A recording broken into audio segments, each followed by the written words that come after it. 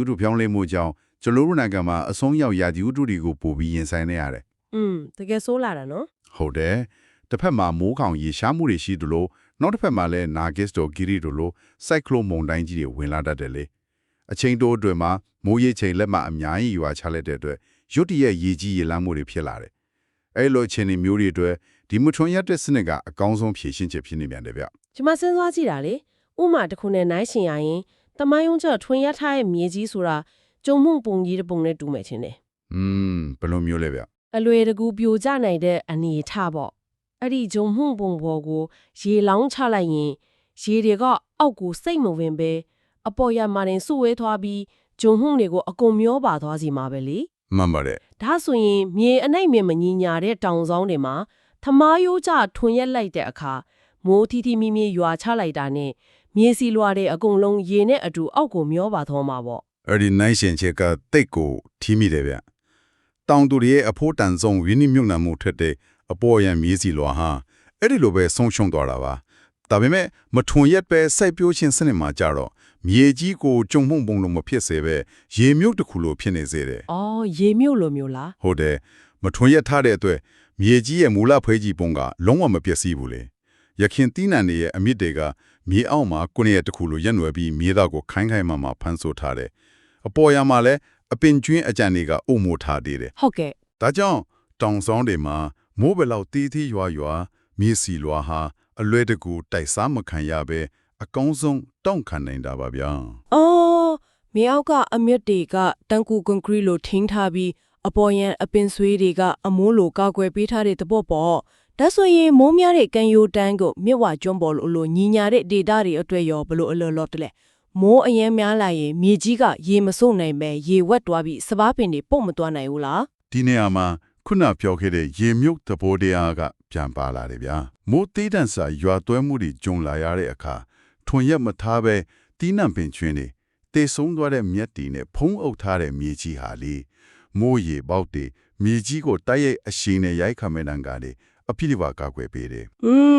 ကာကွယ်ပေးလိုက်တော့ ရေပေါက်တွေကအဖုံးအကားတွေပေါ်ကြားပြီးမှမြေကြီးတွေကိုဖြည့်ထည့်ချင်းစီးဝင်သွားတယ်ပြီးတော့အဲ့ဒီမြေကြီးထဲမှာတီကောင်တွေနဲ့မြစ်ဟောင်းတွေကဖန်တီးထားတဲ့လမ်းကြောင်းလေးတွေကရေပိုင်လုံးလေးတွေလိုတာဝန်ယူပေးတဲ့အတွက်ရေဆေးဝင်နိုင်စွမ်းကတမယောချထွန်ရက်ထားတဲ့မြေတဲ့အစားပေါင်းများစွာပိုကောင်းတယ်ဗျာ ဆိုလိုတာကရေတွေဟာမြေမျက်နှာပြင်ပေါ်မှာစုပုံပြီးစီးဆင်းသွားတာမျိုးမဟုတ်ပဲမြေအုပ်ထဲကိုအမြန်ဆုံးစိတ်ဝင်သွားတာပေါ့ဒါကြောင့်မလို့ရေဝက်ချင်းပြဿနာကိုတဘာဝအလျောက်ကာကွယ်ပြီးသားဖြစ်သွားတာပဲ လုံးဝမှန်ကန်ပါတယ်ဗျာမြေအောက်ထဲကိုရေတွေအလွယ်တကူစိတ်ဝင်သွားတဲ့အတွက်မျက်နှာပြင်ပေါ်ရေစီးဆင်းမှုကြောင့်ဖြစ်တဲ့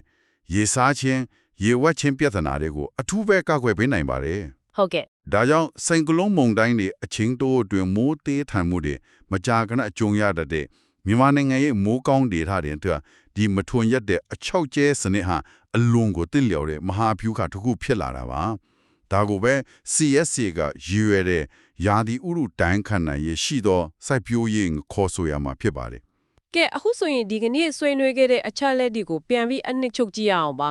မြန်မာနိုင်ငံရဲ့မိုးကောင်းဒေသတွေမှာမိုးစဘာကိုစိုက်ပျိုးတဲ့အခါတမိုင်းရိုးကြလျော့အပင်ဟောင်းတွေကိုမီးရှို့မြေကိုထွန်ရက်နေမဲ့အစားပေါင်းသက်ဆေးကိုစနစ်တကျအတုံးချပြီးမထွန်ရက်ပဲအချုပ်ကျဲစိုက်ပျိုးခြင်းဟာမြေစီလွာတွေကအရေးကြီးတဲ့ NPK အာဟာရတက်တွေကိုအငွေ့ပြန်မဆုံးရှုံးစေပဲအပြည့်အဝထိန်းသိမ်းပေးနေပါတယ် ဒါပြင်တွန်းအားစုမျိုးစစ်နဲ့စီးဝါကုန်ကြစိတ်တွေကိုတိတိတာတာရှော့ချပေးနိုင်လို့တောင်သူတွေအတွက်အချိုးအမြတ်ကိုတိုးပွားစေပါတယ်ဗျာ ဟုတ်တယ် မှုကိုအထူးကောင်းမွန်စေလို့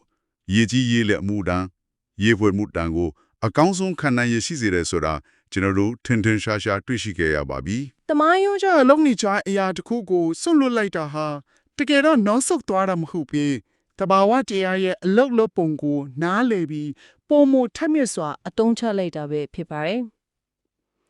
်ဒီကနေ့လစ်လာခဲ့တဲ့အကြောင်းအရာကနေကျမတို့အတွက်နောက်ဆုံးတွေးတောစရာမေးခွန်းတစ်ခုကိုဖြစ်ပေါ်စေပါတယ် ။ဘာမေးခွန်းများလဲဗျ နှစ်ထောင်ပေါင်းများစွာလက်ခံခါခဲ့တဲ့လဲလုံးရင်ထွန်ရက်ရမယ်ဆိုတဲ့ကျမတို့ရဲ့အခြေခံအကြဆုံးလုံးဝအမှန်တရားလို့ယုံကြည်ထားခဲ့တဲ့အလေးအထားကြီးကိုတော့စွန့်လွတ်လိုက်မှသာယာဒီဥရုဖောက်ပြန်မှုဒဏ်ကိုအကောင်းဆုံးရင်ဆိုင်နိုင်ပြီးအောင်မြင်မှုရနိုင်တယ်ဆိုရင်လေ ကျမတို့ရဲ့စိုက်ပျိုးရေးနယ်ပယ်ထဲမှာတင်မကပဲနေ့စဉ်ဘဝလုပ်ငန်းခွင်ဒီထဲမှာရောဒါကတော့ဒီလိုပဲလုပ်ရမှာပဲလို့တင်းတင်းကြပ်ကြပ်စုပ်ကိုင်ထားတဲ့အခြားဘယ်လိုရှေးရိုးဆွဲယုံကြည်မှုတွေကိုပြန်လည်ဆန်းစစ်ဖို့လိုနေပြီလဲဆိုတာပါပဲအမှန်တရားလို့ထင်မှတ်ထားပေမဲ့တကယ်တမ်းကျတော့ကျမတို့ကိုနှောက်ဆွဲနေလေအရာတွေဘာတွေများရှိနေအောင်မလဲဆက်လက်တွေးတောကြည့်ကြဖို့ချမ်းရည်ခဲ့ချင်ပါတယ်